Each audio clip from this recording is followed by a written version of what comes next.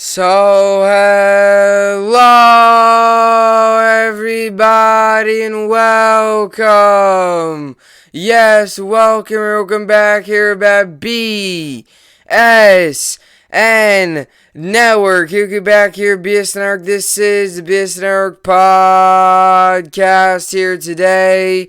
It is Wednesday, October 27th. Hopefully, everybody's having a day so far and a good rest of their day yesterday. It is, in fact, October 27th here today. Coming off another big night last night in sports. We had Game 1 of the 2021 World Series. Braves, Astros. Braves really, the storyline of that game was got off to a quick start, remained hot, got off to a hot start, took over early, and really commanded that game the rest of the way through, and that's really the storyline of it. The Astros weren't good enough last night. The Braves were the better team last night. It showed last night, and ultimately the Braves come out on top with a victory, and now they go up 1-0, and now tonight's a big game. And that's how quickly a series in baseball, in any sport that has a series. Obviously football's a little different because you got only you got one game and that's it. Wild card, divisional, AFC, NFC championship, and you got the big Super Bowl. And some teams get the first round bye. We all know how the play works. But in leagues that have series, right, game 1 through 7, game 2 becomes that much more important now if you're Houston. Like tonight, automatically almost feels like a must-win for Houston. Because if you lose tonight, now you're down 2-0 in the series. Go to Atlanta for 3 games. Atlanta, all they got to do is find a way, even if they just to win 1 there, you're up 3-2, and then it's an elimination game the next time they're home. Or, right, because it's 3 in Atlanta, then 2 more in Houston. So you just got to figure out a way to win 2, even 1 there, or take 2 at home, which isn't asking for much. So all of a sudden, it turns tonight's game into a big game for Houston. Braves came out last night with a really quick and electrifying start. Yeah, the third pitch of the baseball game was a home run by Jorge Soler. That was a nice swing, got a good pitch to hit. First swing of the World Series was a home run because the first 2 pitches he looked at. First swing was a home run. Third pitch of the game, home run. So a lot of action in yesterday's game, especially early. It was good. It was exciting, and I enjoyed it. I mean, who doesn't enjoy watching the World Series? And every year when I watch the World Series, I do this to myself every year. I say, this is what the Yankees are missing. Like, I was sitting there last night watching that game, and I'm like, what are the Yankees hitting or missing? Well, what are they hitting? They're hitting nothing. But what are the Yankees missing? And you look it up and down their lineup, and they're just missing quality hitters. They're missing guys that can hit with runners in scoring position, and they're missing guys that are consistent, because the Yankees have a big boom or bust lineup, a lot of guys that are inconsistent, a lot of guys that don't hit well with runners in scoring position, and every once in a while you have these big bursts of games where you score 9 to 12 runs, but then there's also games where you have 3 hits and you lose 2-0. And that's kind of the difference from the Yankees and these other teams. Not to try to always bring the Yankees into play, but every year I find myself, beginning of the year, the expectation Yankees make the World Series, they don't. And when you're watching a World Series, you're watching what these teams have that the Yankees just simply don't. And that's quality hitting and all-around solid baseball. Yankees don't have that. But last night was good. Game 2 tonight. Braves-Astros tonight. Game 2. Let me check. Kind of bad on my part. Max Fried and Urquidy are on the mound tonight. So my bad for forgetting that. We're not... forgot who was on the mound tonight, but it's Fried and I believe Urquidy is his name. I know him. I just can't pronounce his name great. But last night Charlie Morton was on the mound. You also had Framber Valdez, and that was a definitely an interesting one. Morton has the injury that you have the injury to Morton, which it looked like I think he got hit and then. I don't know. He stayed in the game. So I don't know what it was, but he's got a broken tibia. So he's done for the fibula or tibia. I'm not sure. He's got a broken leg. So he's done for the year. So no matter what happens within these next couple of games, Morton is not going to be pitching the rest of the season. So, the rest of the season could only be 3 more games here if the Braves come in and sweep them, but we'll see. But still a good game last night. Braves open up 1-0. I am rooting for the Braves, if you are asking. I don't like the Astros. You know me. I am rooting for the Braves, though. I always say this. When I don't have the old saying of you don't have a dog in the fight. When I don't have a dog in the fight, or when I don't have a team that's in it anymore, I usually just hope for a good series. So that's what I'm hoping for. A 7-game series would be ideal. I would love that. I usually do that. But either way, just watching baseball, it's all good. So anyway, let's get to the topics for today. As you all know, I've been pretty busy, so I'm trying to get pods in whenever I can. Like I said, this is kind of just a side thing. This is a hobby of mine, so this isn't obviously I'm not getting paid to do these. This is just a side thing of mine. So if I do miss days, I'm gonna miss some days. But whenever I can do a pod, I will do them. And today I had the opportunity to do one, so I'm definitely going to do one. But got a lot to catch up on. Got some football. Gonna get to some baseball. So a lot to catch on. With that being said, let's get to the topic for today's podcast. The big storyline in, or at least New York sports, has been the New York Jets quarterback situation. So I'm going to get to the Jets. I'm going to talk about a little bit about their game against New England. I don't even know where to start on that. It was brutal. It was awful. It was ugly. It was just flat out embarrassing. I want to talk about that. Want to talk about the Zach Wilson injury, out 2 to 4 weeks with a PCL sprain. I also want to talk about the quarterback situation now. They went out and traded for Joe Flacco on Monday. Now, today, they officially named Mike White the starting quarterback for this week, who came in to fill in Wilson's shoes. I disagree with that move big time. I will tell you many reasons why. Not just because I think Flacco is the better option, but the reason then, why in the world did we go out and trade and give up a draft pick for Joe Flacco if he's not even going to start? So I want to talk about it, get into it, just talk about the Jets in general. We'll get to them. I've been wanting to vent about this team for a while now, the past couple days. Haven't been able to get the time in to do a pod, so I do get the time in today. I'm going to get to them and get to their quarterback situation. I also want to get to the World Series, like I said, get to some baseball. I'll recap Game 1 last night. It was a good game. I recapped it a little bit already, but still got, get into some of the numbers and all that stuff. I'll recap it, give you a little bit of a preview for tonight's game. Like I said, a big game. I'll tell you what, if the Braves go up 2-0 and they go back to Atlanta for a 3-game, stand there before, if needed, Game 6 and 7 back in Houston, you're talking about, if they go up 2-0 tonight, you're talking about their chances of winning it just going way up. You're talking about even if you just win 1 at home, or even if you win Game 4 and you go up 3-1, Game 5, then at home, up 3-1, the chances just skyrocket of the chance of them winning. So we'll see how it all plays out. We'll get to that. Then we'll get to the New York sports update. Finish it off. Nets, Rangers, so much has been going on with them. I definitely am still keeping track. Believe me, I've been watching all the games. Believe me, just because I've missed some podcasts doesn't mean I haven't been watching sports. Believe me, I've been still watching a ton of sports. I've been watching the Nets, been watching the Rangers, doing all that stuff. So I've been watching all of that stuff. So a lot to get to. I'm not going to talk about every game, but the Nets on tonight against Miami. So I'll be watching that game as well. It should be good. And hey, Kentucky college basketball starts Friday. So just a ton of sports on, followed by the NFL. Although my NFL team's not doing great. The New York sports and the New York NFL teams, Jets and Giants, are doing bad. Bills, obviously in Buffalo, are doing pretty good. Not pretty good, they are doing good. Arguably the best team in the AFC. You can make the argument best team, one of the best teams in the NFL. But either way, with all that being said, another big podcast ahead of us. With all that being said, this is the BSN podcast, and let's get right into it. All right, so before I wanted to talk about the Jets and really just give you my opinions, and I'm going to vent a little bit on this team right now, so prepare to hear a little bit of a rant from me about the New York Jets. You know how I do these. I rant about the Jets all the time. They're just so bad, I got to rant about them. So I'm gonna go on and talk a little bit about the Jets here in just a second. But I wanted to get to my game picks, get caught up. I know it's Wednesday. I know I usually do this on Monday. But last week, week 7, because I told you about week 6, I went 9-5. So week 7, I went 7-6, and for my game picks. So that bumps my overall record to 70-37.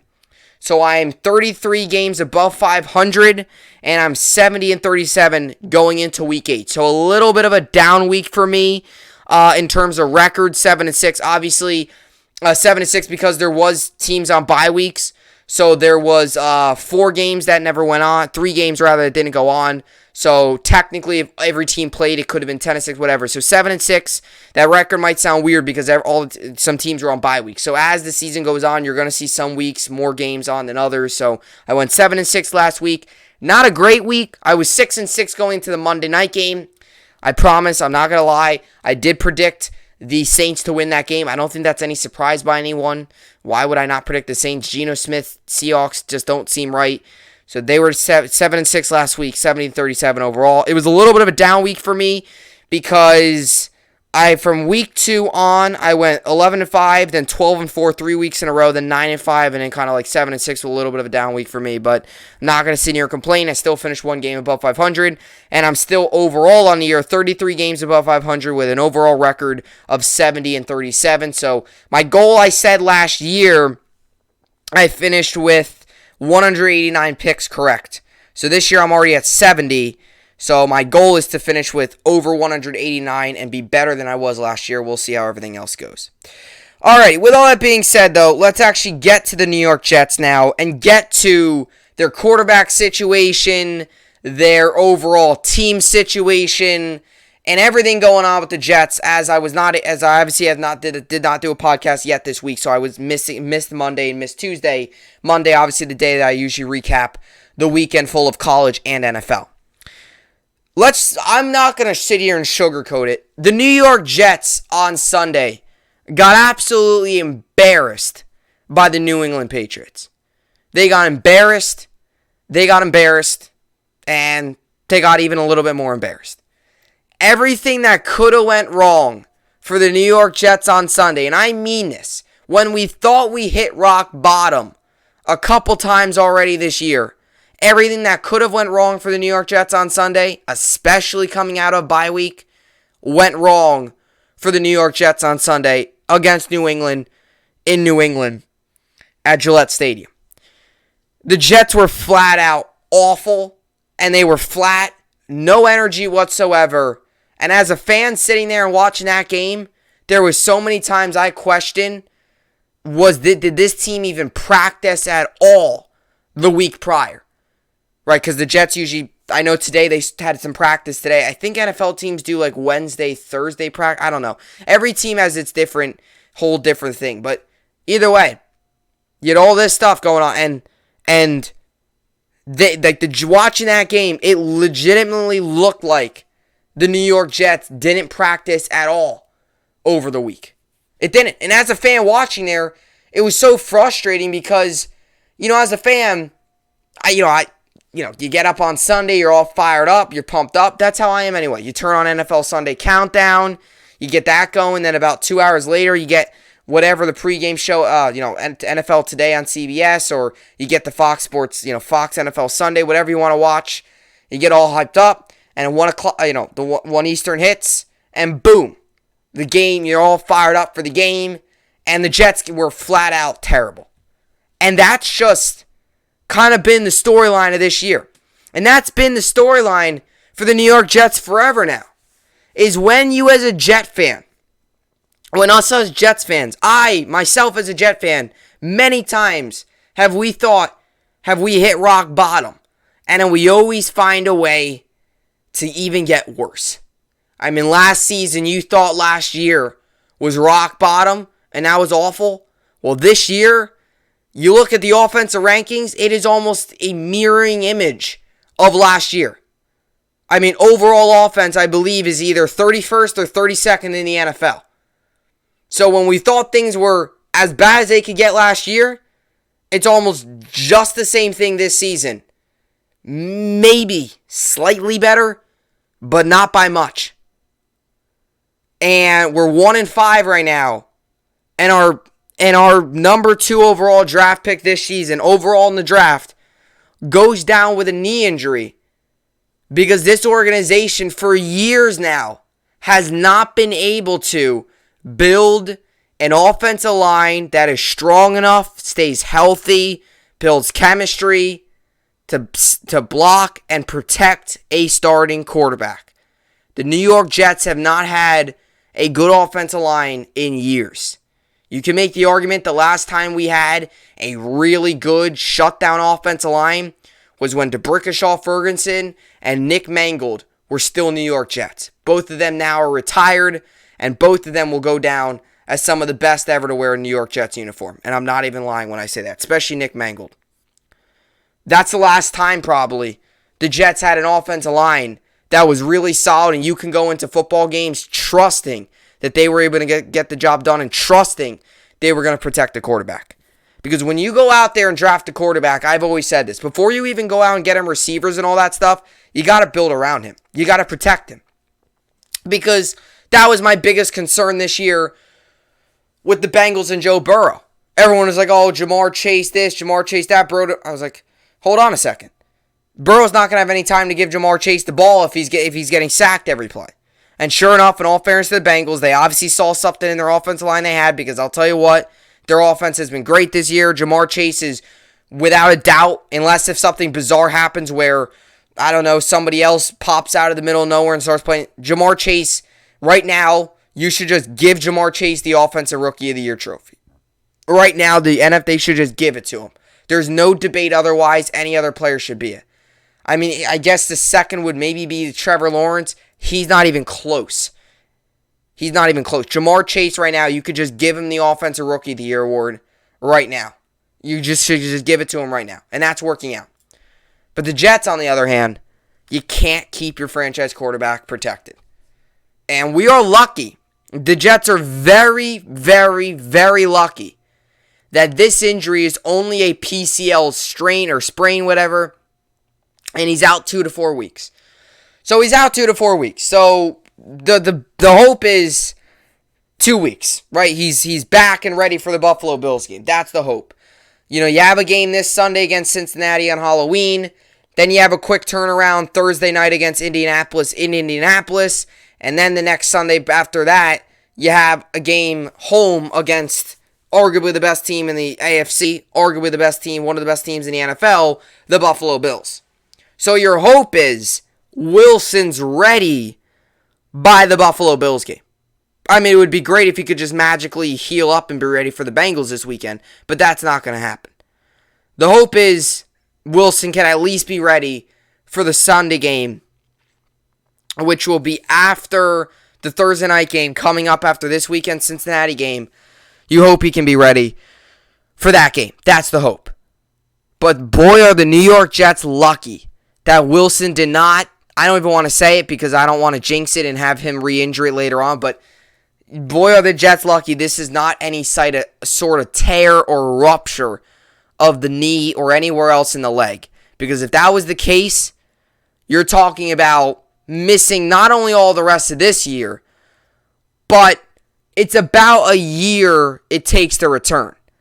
So, for example, Barkley, who tore his ACL last season, tore it in week 2? He came back before week 1, so that was about a year.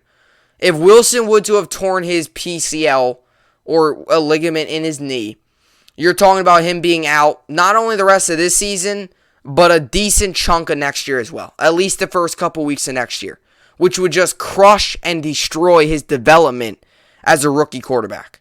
So the Jets are lucky they dodged a bullet. And not only did the Jets dodge a bullet, Wilson for himself dodged a bullet. Because those are things, when injuries like that happen so early in your career, those are things that could linger for the rest of your career. And that's sometimes the difference. That's sometimes where you never know what a quarterback could have been. Some guys are so injury prone, they're injured so much, they can't stay healthy. You don't really ever know what they could have been. All right, there's guys all the time we see, right? They're so great, they have all the talent, but we never really know what they fully could have been. Andrew Luck is a great example. What we saw, like he was dominant in college. He was great. He was one of the best college quarterbacks we've ever seen come out of there. You know, at the time, he was like a generational talent. Came to the Colts, they couldn't protect him, got injured a ton, got sacked a ton. He was still very good, but he had to retire early, and we will never fully know what Andrew Luck truly could have been. So, Jets have to turn things around here, because no way can the Jets continue to have this every single year where our quarterback, whoever it is running for their life every other play. Because that's sure what it seems like. Greg Van Roten, terrible. Get rid of him. Connor McGovern.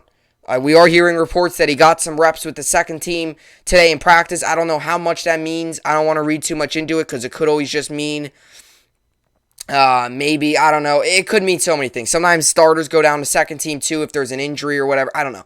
It could mean so many different things. Sometimes they do it just to give him more reps. I don't want to read too much of it, but Connor McGovern hasn't been very good. I don't mind. He was actually solid in Denver. He came to the Jets, hasn't really been good. Elijah Vera Tucker's had moments. He's still growing. He's been solid this year, though. Font's been Morgan Moses also has had flashes.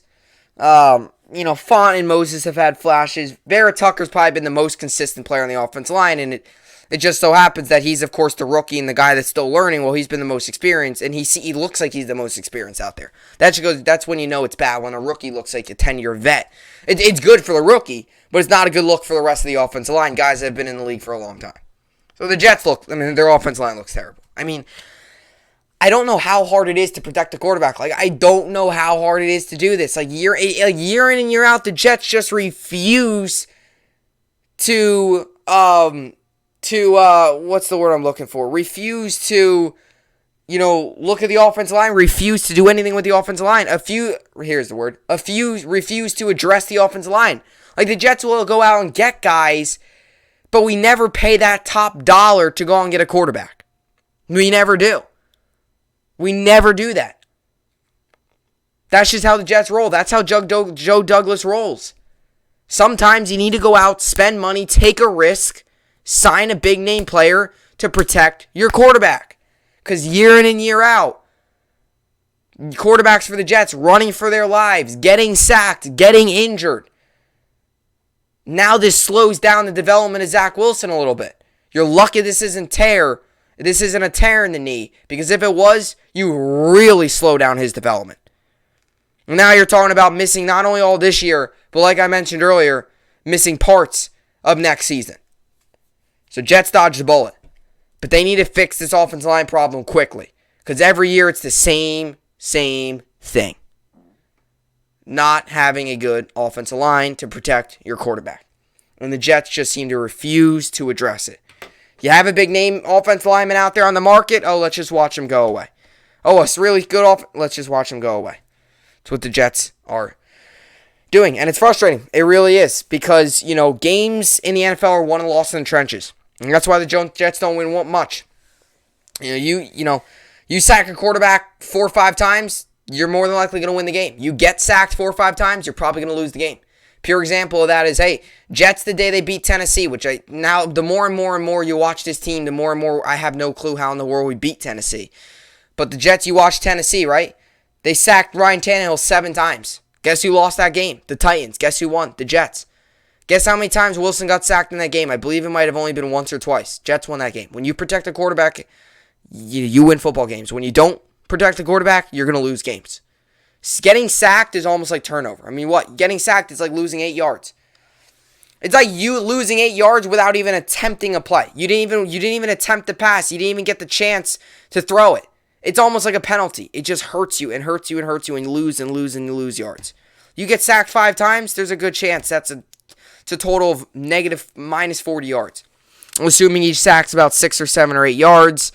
6 times 5, 30. Add a couple more yards on there, 30, 34, 35. That's like 35 yards you subtract there. That's a lot. And there's some times where when the quarterback's running for his life, there's sometimes they take even bigger sacks, but that's just because they're trying to make something out of nothing, and I understand that. So with that all being said, the Jets now are in a situation where their quarterback situation is very, very just weird. So I'm obviously not happy Wilson's down. The one bright spot of the season, if you could take anything, because this season's pretty much lost already, 1-5, and got 3 tough matchups coming up. Good team in the Bengals, good defense. All right team in its Colts, but a good defense, and a very good team in the Bills, good defense as well. So it's just not going to help out our offense. But one of those being a Thursday night game on the road, which I just have an odd feeling that that's going to be one of those games that we could just get blown out in. But we'll see. With all that stuff going on, the Jets, obviously traded for Joe Flacco, and I'm sorry if I sound a little choppy when I'm talking about this, because I'm still trying to figure it out myself. Like, I don't know what in the world the Jets' thought process is behind all of this, signing Joe Flacco just so then he can not be the starter for this week. It doesn't make sense to me. Now, maybe the Jets are doing this. I was listening to YouTube, and I always watch YouTube, right? So there's Jets YouTubers all over the place. There's some actually, that's one thing that the Jets do have some good, there's some good people out there that do some Jet stuff on YouTube, some good content creators. And there's two guys that, talk about the Jets, and watch them a good amount. And one of them brought up the point yesterday when I was listening to them was Joe Flacco. The reason the Jets might have got Flacco was he's not going to play this week against the Bengals. All right, supposedly what I'm hearing, Flacco's going to come in on Friday to join the Jets, but I don't understand why it's Friday. He got traded on Monday. You would think he would be in there Tuesday and be ready to roll today. That's usually how it is, especially for a quarterback. It's like you want to get him acclimated as early as possible. I mean, he got traded on Monday, later on Monday. That's Tuesday, Wednesday, Thursday. Then coming here Friday, or coming to the Jets Friday, it doesn't make much sense. But either way, that was the move they were going to do. You got him. Obviously, that's their plan. Whatever the Jets' plan is what it is. Or whatever Flacco's doing, it is what it is. So he'll be joining the Jets on Friday. But the Jets might be doing this. They might have went out and traded for Flacco, not just to do this, but if they play the Bengals this week, and let's say they get smoked, like it's 31-3, Mike White throws, 3 picks, goes 9 of 25 passing, maybe 110 yards, 3 interceptions, and the Jets look awful, can't do anything offensively, just get smoked like they did last week. There's a good chance they put in Flacco against the Colts on Thursday Night Football just so they don't get embarrassed on national television. Because you can't sit here and tell me the Jets have a stronger belief that Mike White will win them a football game than Joe Flacco will win them a football game. Because I'm not sitting here and saying Joe Flacco is the greatest thing since sliced bread. He's going to make the Jets go on a legendary 5-game win streak. But if you had to ask me, if you had to ask me, you're in a must-win game, and you gave me Mike White or Joe Flacco to be my starting quarterback, I want to make sure I make that clear. If I was in a must-win game, I'd probably take Brady or somebody like that as my quarterback. Somebody who's clutch and somebody who's just great. But if you gave me the choice between Mike White and Joe Flacco in a must-win football game, I would take Joe Flacco over Mike White. More experience. I think personally just a more competent quarterback. And he's just better. There's no evidence that proves Mike White's going to do a better job winning a game than Joe Flacco will. So I don't understand the thought process of the Jets going out and getting a veteran, going out and get Flacco, giving up a draft pick just so then, makes no sense, just so then they can then sit him behind Mike White. Doesn't make any sense. And I said this the night it happened. I shouldn't say I was happy, but I felt upbeat. I felt good about the fact that the Jets finally addressed the veteran quarterback need and went out and got Flacco. Because my big worry this whole week is we're back home against the Bengals after that brutal beating, and you might get beat again in your home building 38-3. I'm just picturing that nightmare situation. Like Mike White, I could just picture it. I could picture myself sitting there at the television watching Mike White throw 3 interceptions, go 9 of 25 for 110 yards, and the Jets lose 31-3. I could just picture that right now. So when when the Jets traded for Flacco, I was actually relatively I had that mindset of finally we addressed the need. I didn't care if it was Flacco, I didn't care if it was Foles, I didn't care who it was. I just wanted a veteran in here to help Wilson a little bit. And while the time Wilson's out, whether that's the 2 weeks, whether that's 4, however many weeks that is, you actually have a competent quarterback to come in here and properly run an offense. Because Mike White, we really don't know much about him, and maybe he turns into this GOAT. And maybe the football gods will let this be our Tom Brady moment. Remember Tom Brady? Not remember Tom Brady. We all know how he started. Bledsoe goes down. Brady comes in. The rest is history. Maybe this is our Tom Brady moment where Wilson goes down. He was projected to be the guy here. White comes in, and maybe Mike White's the next great thing. That would be that would be crazy, but that's probably not going to happen. Not probably, it won't. I can guarantee that because I watched Mike White play a little bit on Sunday, and he looked nothing like a quarterback that can be an all-time great. But yeah, like either way though, like the Jets, I don't get the thought process here. I don't understand the thought process. So, here's my thing. When everyone was getting all uptight about the Jets going out and signing a quarterback or trading for a quarterback, and I wasn't really upset about that. Like, everyone was like, oh, we gave up picks. Like, I wasn't really upset about that because he was going to come in and start. But now I don't understand it. We went out and traded for a quarterback, gave up a 6th-round pick so he can come in here and be a backup. It makes no sense. If he was just going to be a backup, you should have never brought in a veteran. You should have just kept Mike White and get going. And this is something that should have been done in the offseason. The Jets should have signed a veteran in the offseason. First-time offensive coordinator, first-time quarterback, first-time head coach. The Jets thought that was the best answer to running and developing Zach Wilson. We should have had a veteran in the beginning of the season. And now that we do have a veteran, why we're not starting him is mind-boggling. And maybe it is because he's coming in on Friday and he won't be ready in time. Maybe that's the case. But if that is the case, he should be out there against Indianapolis on Thursday night. Because if he's not, and the Jets get blown out against the Bengals and against the Colts, which as a Jet fan you always got to prepare for, you always got to be ready for, there's going to be extreme angriness from this Jets fan base. Because now you go out and give up draft picks for a guy that you're not even going to play. Somebody, too, who the Jets thought about re-signing in the offseason, decided just to blow off bringing in a veteran as a mentor. Now you do, and he's not even going to play? I don't quite get this.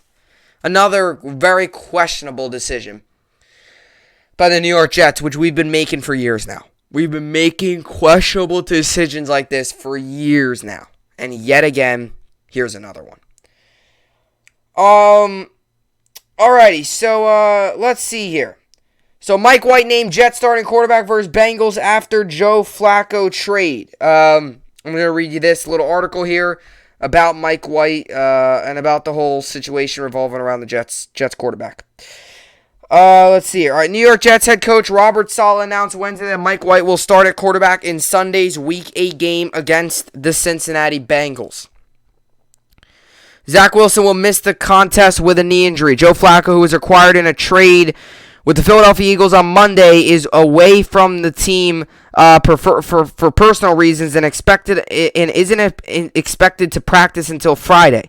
It's unclear he'll be ready to handle the backup role by Sunday. We'll see how it goes, Saleh told reporters. Josh Johnson is on the practice squad, could be called up if Flacco's unavailable. So I understand that part of it. But still, okay, I understand then why Mike White's starting, but then you better see Flacco. Unless if Mike White goes out there and plays insane and looks great, or at least if he looks competent, and maybe even if the Jets don't win, but at least if Mike White looks somewhat decent.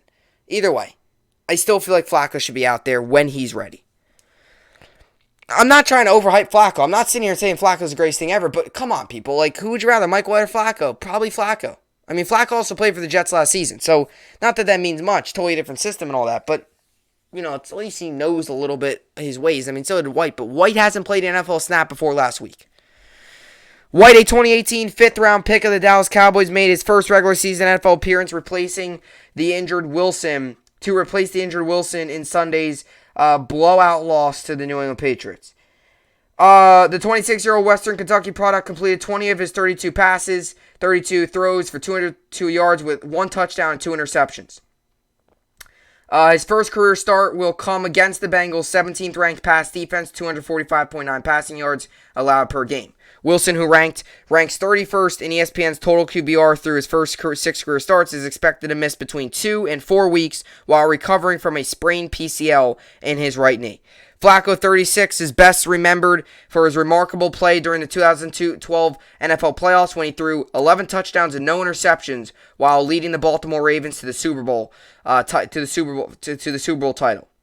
He's otherwise been a mostly average quarterback, as evidenced by his career 84.1 passer rating. I've always said that about Flacco. You look at great quarterbacks, solid quarterbacks, really good quarterbacks, average quarterbacks, really bad quarterbacks, and like quarterbacks that never made it. Flacco's right there in that category, average. Like, there's no other, you can make the argument, sure, but there's not much argument to make that he's above average or below average. He's like right there, average. He's probably one of the most average quarterbacks of all time. The New Jersey native made 5 appearances, 4 starts for the Jets last season, tossing 6 touchdowns and 3 picks as a part of 1 year stay before leaving. Before leaving to sign with the Eagles in free agency. Saleh didn't provide any further details about Flacco's initial absence, but he noted the Jets knew he wouldn't be available right away when they made the trade, per Al Inanzone of Newsday. After Sunday's clash with the Bengals, the Jets have a short turnaround ahead of a Thursday Night Football road game against the Indianapolis Colts in Week 9, which would make it difficult to engineer any type of quarterback change. Wilson could return as early as Week 10 against the Buffalo Bills, which led reporters to question why the Jets would trade for Flacco. Here it is. So, this doesn't really make sense to me, but this is the perplexing answer. So, here's the perplexing exchange between the media, whatever it is. In the big picture, New York owns a 1-5 record and is in immediate danger of an early exit from the AFC playoff race. And if it doesn't turn its season around in short If it doesn't turn its season around shorter, sure. Well, Jets fans, we all love to win every single game remainder of the year and go all the way. That's obviously your dream. All right, playoffs. We're not making the playoffs this year. I can guarantee you that. Especially if Wilson is out the max of 4 weeks, which is a month, and Mike White's got to play all those games. Well, that's a long time. But here's my thing. Okay, let's say this. If Mike White plays this week, boom, Flacco doesn't play against the Colts. So Mike White plays this weekend and Thursday night against the Colts, and Wilson comes back on Sunday, which is the next Sunday after that. Not that Sunday immediately. We all know how Thursday night games work. Coming off of that mini bye, Wilson comes back against the Bills. Then what did you get Flacco for? What did you get Flacco for? That's a question we'll ask. That's a question I'm asking, question a lot of other fans are asking, question the media ask. What did you get Flacco for? I'll leave you with that question as I pause the video and get ready for the next segment. Coming up next, we got the World Series update. Game 1 was last night. It was good. It was fun. Some good things happened. We saw the Braves in some of their power bats. We saw a pitcher try to pitch through a broken fibula. A lot happened last night. We'll get to that. We'll get to the World Series preview for tonight and much more coming up next. All right, so we welcome you back here at the podcast. As I mentioned last night, we had Game 1 of the World Series between the Atlanta Braves and the Houston Astros, and it was a good one. It wasn't great. Like, it wasn't I shouldn't say it wasn't great because it's not really true. It was a good game. Like, it had action, but in terms of, this crazy ending or an extremely close games or one pitcher throwing this 8 or 9 inning, 1-hit shutout, 13 strikeouts, we didn't see any of that flashy stuff go on. But what we saw was all around very good baseball from the Atlanta Braves, and they were able to get the job done. And that was really what happened in last night's game and what we continue to see from this Braves team, the past couple games here, because frankly, the Braves year in and year out, last season they were all right, got to the NLCS, down up 3-1, blew the lead. This year they've had so many ups and downs, didn't get over the 500 mark until like July or something like that. Like later in July, finally got over the 500 mark. And then they've really taken it by storm, finished the regular season with a record of 88-73, won the very weak NL East. Either way, it's still a division title. Obviously knocked off the Brewers, who a lot of people had winning it all, knocked off the Dodgers, another team a lot of people thought could win it all, and now they knocked off the Astros in Game 1 by a score of 6-2. This Braves team kind of is like a version or a modern version of what we saw out of the 2019 Washington Nationals. A team who really throughout the year had so many ups and downs, can never find really a consistent win streak or a consistent losing streak. A lot of injuries. For the beginning part of the season, nobody thought they could go really all the way. Sure, some teams, maybe some people, including myself, could think the Braves definitely had a good chance. But I think a lot of people, with the Mets going out and getting Lindor and making that trade and all that stuff, a lot of people thought the Mets were going to run away with the NL East, not the Braves. Braves ended up going on and winning the NL East. This Braves team reminds you a lot of that Nationals team. The national team, very similar. Didn't start the year with any of these lofty goals or expectations. Got to the wild card game, won it on that big error by the right fielder of the Brewers. Don't remember his name, but that big hit by Soto with the error going under his glove and all that stuff. Then they were able to knock off, I believe it was,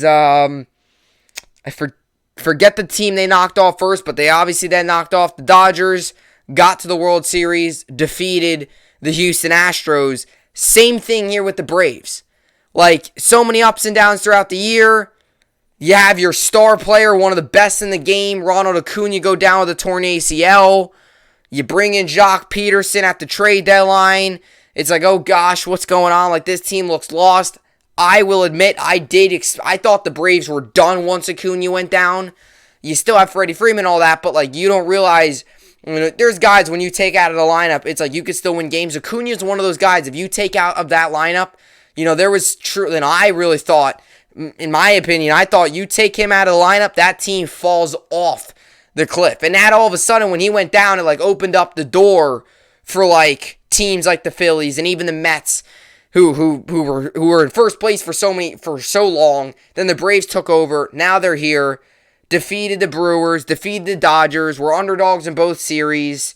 Now they come here, are underdogs, and now they defeat the Astros in Game 1. And you see this a lot in the MLB. You see it in sports in general, right? All the time in sports, we always talk about expectations and always talk about, we always talk about, in sports, expectations. And every year it's the same thing. Oh, this team should win it all. Oh, this team should do this team should that. Every year we talk about it. The expectations for this team to win it all.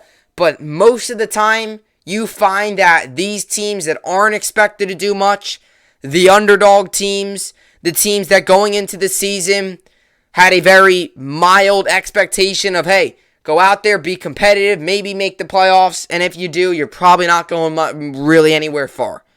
And that was with the Braves. And especially throughout the year, the verdict of this team's not going to do much became more and more and more realistic. Acuna goes down. All of that happens. And now you look at this and you go ahead and say, wow. The Atlanta Braves, who, by the way, at the beginning of July, when Acuna went down, there was those rumors that the Braves could be a team that could blow it all up at the trade deadline. Because when Acuna went down, they brought in Jock Peterson. And Jock Peterson was a name that everyone was talking about. Obviously, got traded from the Cubs, then got traded to the Braves. And when he got traded to the Braves, there was even rumors then of him possibly, if the Braves by the trade deadline were completely dead in the water and completely done, they could trade him away. So there was rumors that he could go from the Cubs to the Braves, be on the Braves for about 2 weeks, and go to a different contender. That was what some people thought. But the Braves continued to win games, turned into buyers, got guys like Jorge Soler, Adam Duvall, obviously Jock Peterson a little before, and all that stuff. And now look at them. They're right now up 1-0 in the World Series. Now, you look at last night, I talk about this all the time in sports, right? And this was one of the things that the Yankees kind of had an issue with a little bit this year. The Yankees had many issues this year, so there really isn't one time I could pinpoint, because there was also issues with the Yankees where they would get off to leads, be really good, and then you get to the ninth inning, and they'd blow it. There'd be time they would be winning 3-1, going 4-2, going to the eighth inning, let up a run there, and then let up 3 runs in the top of the ninth, and they would lose the game. There was also times where the Yankees started off with a quick start, and then their pitching would take a dump on them. They would start off maybe with a 2-3-0 lead. Then their pitching would implode on them. And then they would lose. And last night was a pure example of a good team that was playing with a lot of heart and a lot of passion. Obviously, the underdog coming into last night's game was a good team that went out there and they got the lead early and they did not look back. Because they took a 1-0 lead, third pitch of the baseball game. By the time the Astros scored, it was 5-0. The Astros finally put up a run in the bottom of the fourth. Braves tacked on one more in the eighth, make it 6-1. Astros tacked on one more, I guess you can kind of call it pride runner, just for pride at that point, just to make it not as, that was a score for pride there, just to make it not look as ugly. 6-2, and the Braves ended that game with 6 runs, 12 hits. 12 hits, 1 error. The reason I said 12 hits a couple times was 12 hits. That's going to win you baseball games. The Astros had 8 hits, 2 runs, 8 hits, 1 error. Each team had an error. That's going to win you baseball games. Oh, nowadays everyone talks about, the home run ball and launch angle. Classic singles, doubles, hitting with runners in scoring position, getting 12 hits. That's going to win you baseball games. And that's what happened last night with the Braves. Getting hits when they needed to get them. You saw in the first inning. You had the home run by Jorge Soler. And then you had, didn't Albies then get on base? And then, did Albies, I think, have maybe a double or something? I can look back here. Yeah, so Soler homered. And then Albies reached on an infield single. And then Austin Riley doubled to deep center. Albies scored. So Austin Riley got a big hit in a big situation, got the run in. That's situational baseball, and that's baseball right there. That's the difference between winning a game and losing a game, and that's also the difference between winning a World Series and losing a World Series. Could be the difference between making the playoffs and missing the playoffs. And like I just mentioned a couple seconds ago, it could be the basic difference of winning a game and losing the game. Home field advantage, not home field advantage. Hitting with runners on. When you get runners on, you got to take advantage of it. The Braves did just that last night. Now, as for Houston, they didn't. I mean, they were 1 for 9 overall with runners in scoring position. They left 9 on base.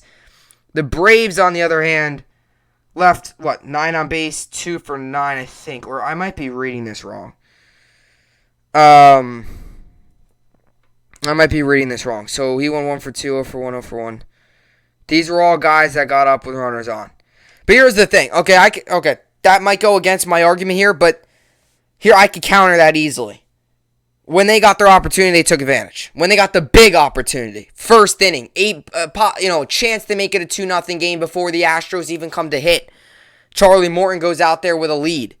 Riley doubles. You then had Albies as well. So you had a lot of that. You had RBIs in big situations. Taking over in a game. That's what they had. Quality at-bats, too. Quality at-bats. Framber Valdez only pitched 2 innings. He threw 52 pitches. So he was up there in the pitch count, too. It wasn't like this was no, hit after hit, but then also a lot of strike. They worked quality counts. They worked good at-bats. And, they knocked Valdez right out of that game. And you don't know how big it is for a team, even just in a regular season 3-game set. If in the first game you can get to their bullpen early, and they did just that last night. Framber Valdez pitched 2 innings, 8 hits, 5 runs, 5 earned, 1 walk, 2 strikeouts, allowed 2 home runs. And then look, all the guys they had to go to their bullpen: Garcia, Odorizzi, Matten, Stanek, and Rowley. So those 5 guys they had to go to their bullpen. One of whom, Odorizzi, who gave them good length, 42 pitches, he probably will be shut down for today. Garcia threw an inning. He could probably pitch today. Matten, 22 pitches. He threw an inning. Probably not. Stanek, he didn't pitch great anyway. Maybe. Rowley only threw 9 pitches. 8 of them were strikes. So he did his job. But that's how big it is, too. They got to their bullpen early. So now tonight, if you're the Braves, it's a big game. I don't want to overreact because I know a lot of people will do that. A lot of people like to do that. You'll overreact and you'll be, tonight if they, or even if you lose one game, you're like, is this the problem and all that stuff. And I don't like to try to be that. Even you see articles sometimes, right? A team loses one game and all of a sudden they're like, is this team legit or what's going on here, right? You see that all the time. So I don't want to sit here and overreact just because they won one game, but it's the truth though. I mean, if the Braves win tonight, you're talking about a huge opportunity to really, really take command of this series. That would mean you go up 2-0 and you go back home up 2-0.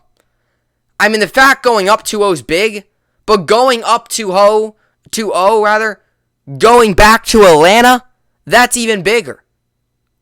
It would be one thing if you were up 2-0 going to the road game or going to a road stadium, up 2-0 going back home. In that environment, World Series. Last time they won a World Series was what? Was it the last time they were in one or last time they won it? 90-something, I think. I know the Yankees and Braves were involved in a couple of them. But either way, this is a Braves team that, definitely has the opportunity. And you win tonight, you really, really can put this series into like four-wheel drive and really just pound it and really shove it right down Houston's throats if you win tonight. And there's that old saying, punched in the mouth? You could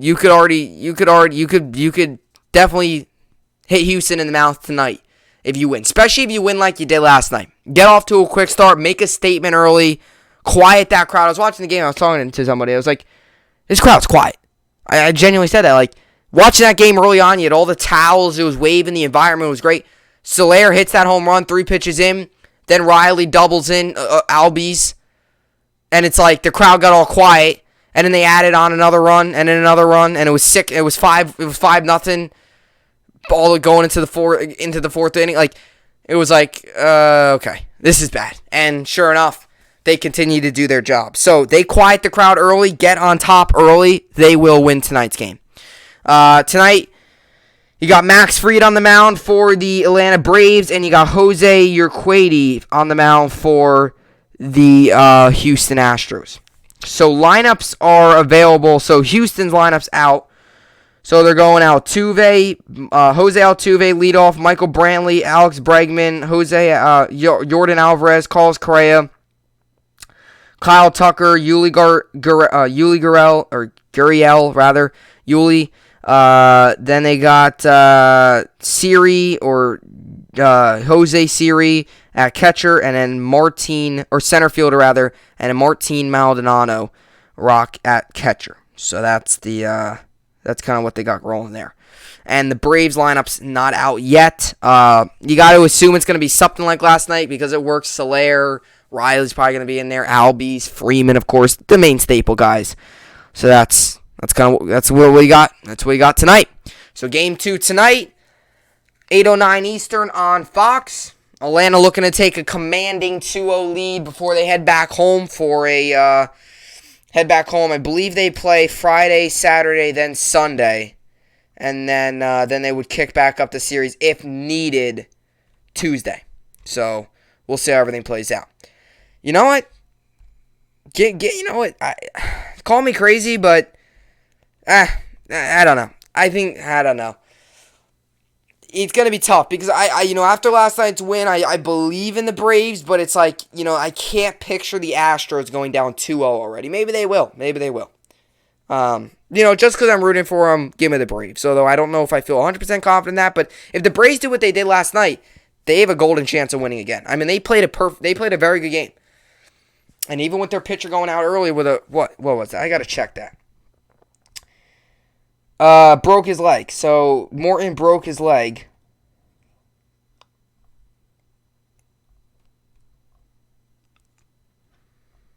Let's see here.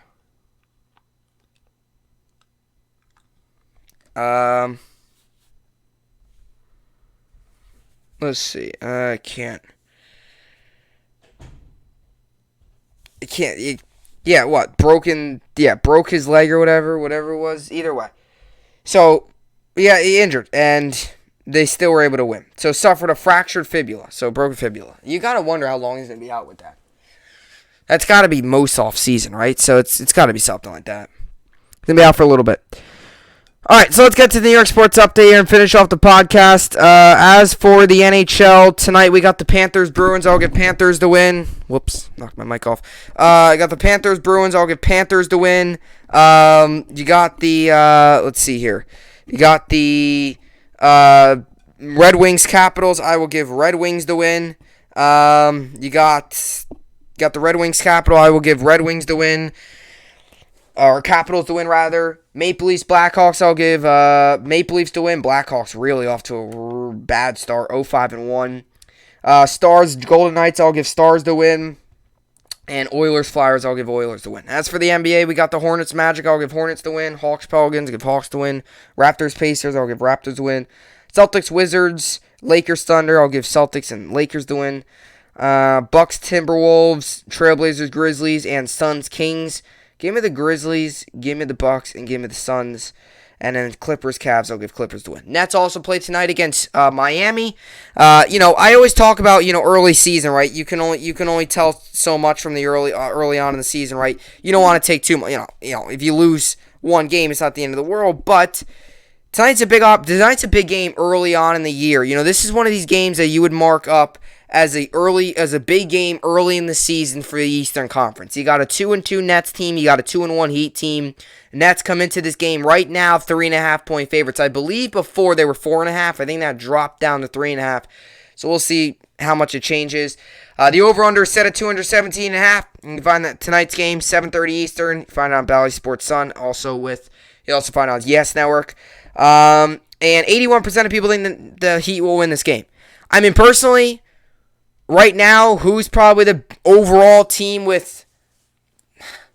who's the team that's played better so far? Heat. I mean, they've only 3 games in the season, but they've probably played better. I mean, the Nets have played choppy basketball. The Nets have played extremely choppy basketball.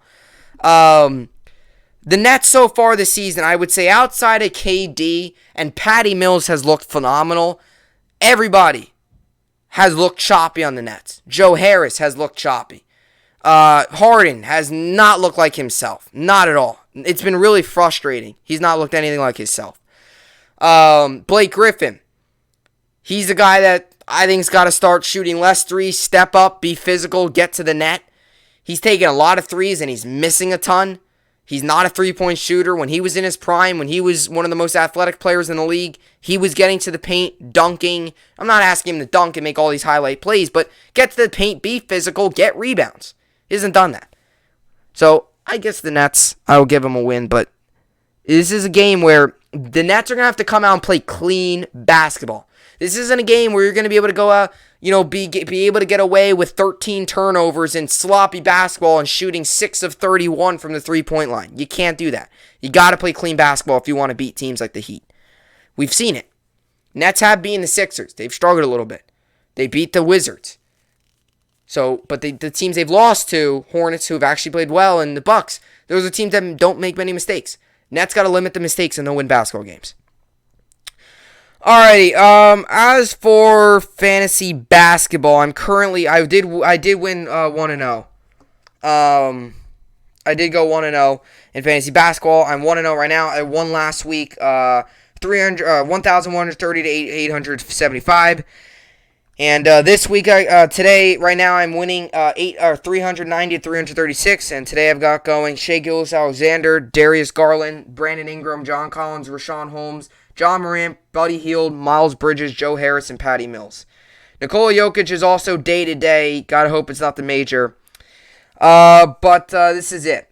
So Nuggets head coach Michael Malone said after Tuesday's 122-110 loss to the Jazz that he doesn't believe Jokic's knee is dealing a significant injury. Brandon Vogt of the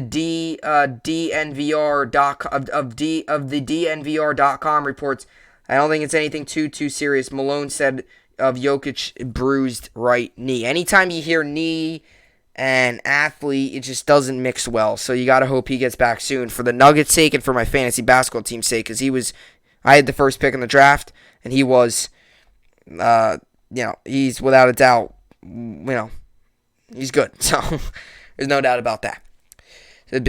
Hopefully he can come back soon here.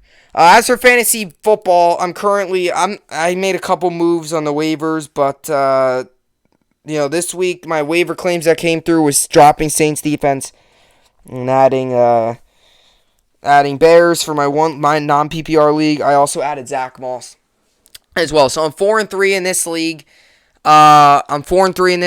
And which is pretty solid, I would say. So I'm 4-3 in this league, and I'm currently projections 119 and 115. So my opponent's got a 52% chance to win. Hopefully I get the job done. This is my lineup right now. So I'm rocking Matt Stafford, Nick Chubb, Khalil Herbert, DeAndre Hopkins, Justin Jefferson, Amari Cooper, Kyle Pitts, Antonio Gibson, Bears defense, Tyler Bass. Injury updates are Chubb. Chubb hopes to play Sunday against the Steelers, but he needs to see how his calf injury responds in practice this week. Nate Ulrich of the Akron Beacon Journal reports. And Hopkins is going to be close here. Hopkins' hamstring is listed as questionable for Thursday's game against the Packers. John Winfuss of ESPN.com reports. So that's a big deal there. I am starting Stafford over Goff, but we'll see how everything goes. Knox is officially out here. Knox, who recently had surgery on his hand, is out for Sunday's game against the Dolphins. The Bills' official site reports. No surprise there. And Allen Robinson also questionable. Robinson ankle was limited at practice Wednesday. So those are your updates there.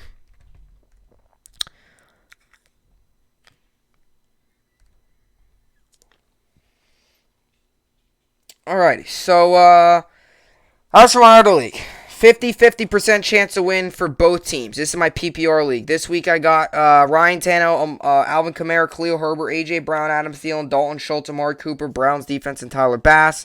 And injury updates are as followed. Parker's shoulder hamstring was listed as limited on Wednesday's practice estimate. David Forones of the South Florida Sun Sentinel reports.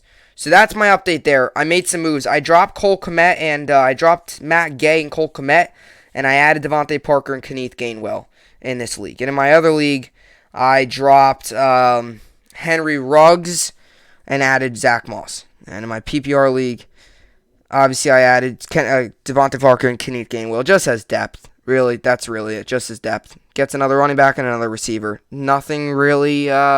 No real particular reason, just for depth. I always do that.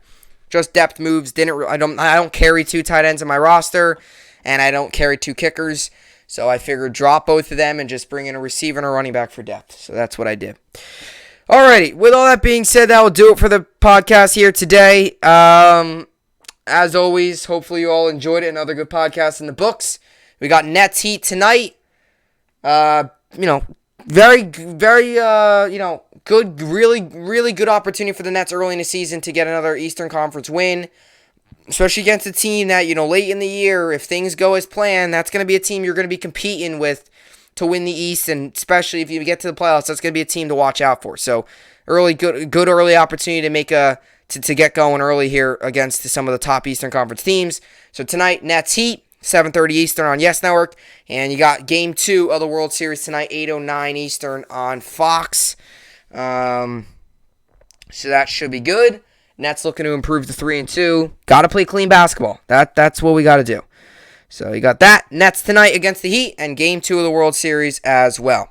Alrighty. Hopefully you all enjoyed it. As always, I will see you all back here tomorrow. Hope you enjoyed it. And thanks for watching.